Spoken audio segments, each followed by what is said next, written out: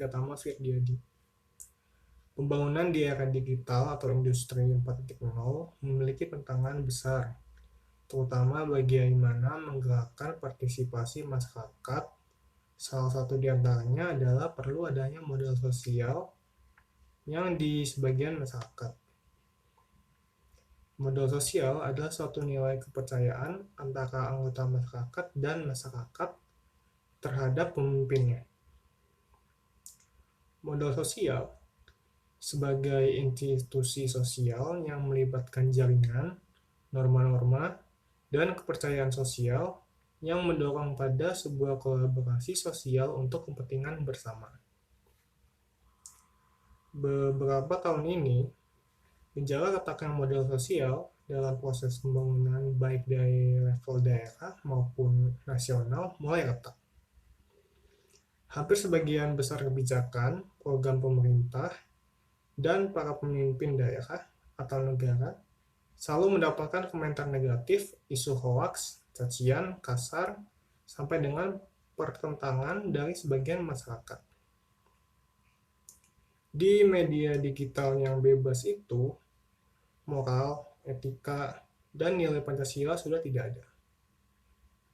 Oleh karena itu, modal sosial digital yang bertumpu pada nilai Pancasila dan norma perlu dijunjung tinggi dan diasah di masyarakat Indonesia. Dengan adanya modal tersebut, lingkungan digital yang sehat dan baik akan terbentuk.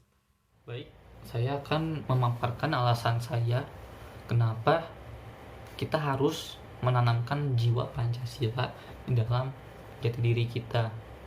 Oke, di era revolusi 4.0 ini, atau bisa disebut era revolusi 4.0 ini, informasi bisa didapatkan secara mudah melalui teknologi yang bernama internet ini. Internet ini bisa memungkinkan kita untuk saling bertukar informasi tanpa batas jarak dan waktu. Jadi kita bisa, misalkan sebagai contoh, kita bisa saling bertukar informasi dengan teman kita yang di luar negeri. Lalu teman kita yang di luar negeri itu bisa mengirimkan informasi tentang apapun yang sedang terjadi melalui kita, melalui internet ini. Nah, banyak juga kegunaan dari internet ini. Sebagai contoh, kita bisa belajar, kita bisa mendapatkan informasi yang kita inginkan, lalu kita bisa saling mendapatkan teman. Misalkan kita dapat mencari teman melalui internet, misalkan melalui Omegle atau Instagram. Nah, namun tidak semua informasi yang dapat kita ketahui itu membawa dampak yang baik bagi ideologi bangsa.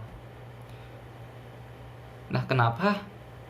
Dan disinilah peran Pancasila itu dibutuhkan, yaitu sebagai alat penyaring dan alat untuk memperkuat diri kita agar kita bisa berpikir secara kritis terlebih dahulu bila ada informasi yang kita dapatkan dari luar negeri atau dari luar Indonesia ini, dari arus globalisasi ini.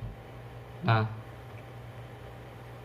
menurut saya itulah pentingnya Pancasila itu dibutuhkan di era digitalisasi ini, karena hampir semua informasi bisa didapatkan melalui internet. Baik, mungkin cukup sekian pemaparan dari saya mengapa pentingnya Pancasila di tengah tantangan era revolusi 4.0 ini. Saya Muhammad Ridho Samudra pamit undur diri dan terima kasih. Keunggulan generasi di era 4.0 ini memiliki kreativitas tinggi, penuh percaya diri, serta terkoneksi antara satu dengan lainnya. Namun karena hidup di era yang serba otomatis, generasi ini cenderung menginginkan sesuatu yang serba instan dan sangat gampang dipengaruhi. Hal inilah yang menjadi titik kritis bagi masa depan negara dan bangsa kita. Sungguh merupakan suatu ironi di tengah masifnya perkembangan teknologi komunikasi saat ini, tetapi di sisi lain ternyata hal itu tidak mampu mendekatkan dan menyatukan anak bangsa. Era komunikasi terbukti memberi jaminan akses dan kecepatan memperoleh informasi, akan tetapi seringkali menciptakan jarak serta membuat tidak komunikatif, bahkan berujung dengan rusaknya hubungan interpersonal. Untuk membentengi diri dari kehancuran akibat pesatnya perkembangan teknologi dan upaya-upaya pemecah bangsa, maka bangsa ini harus kembali kepada Pancasila. Pancasila sebagai falsafah bangsa Indonesia telah berkembang secara alamiah dari perjalanan panjang sejarah, berisikan pandangan hidup, karakter, dan nilai-nilai luhur bangsa Indonesia. Nilai-nilai luhur yang terkandung di dalam Pancasila itu ialah semangat bersatu, menghormati perbedaan, rela berkorban, pantang menyerah, gotong royong, patriotisme, nasionalisme, optimisme, harga diri, kebersamaan, dan percaya pada diri sendiri. Pancasila harus dijadikan cara hidup atau way of life oleh seluruh anak bangsa dalam kehidupan bermasyarakat, berbangsa, dan bernegara. Pancasila tidak perlu lagi diajarkan secara formal dengan tampilan kaku, tetapi yang terpenting ialah hakikatnya tetap terpelihara dan diamalkan. Dalam melaksanakan langkah-langkah itu diperlukan sinergisme lintas kelembagaan untuk bersama-sama mengaktualisasikan Pancasila melalui sistem dan dinamika kekinian. Kampus memegang peranan penting dalam menanamkan nilai-nilai Pancasila kepada generasi milenial sehingga tidak ada indikasi perkembangan paham lainnya.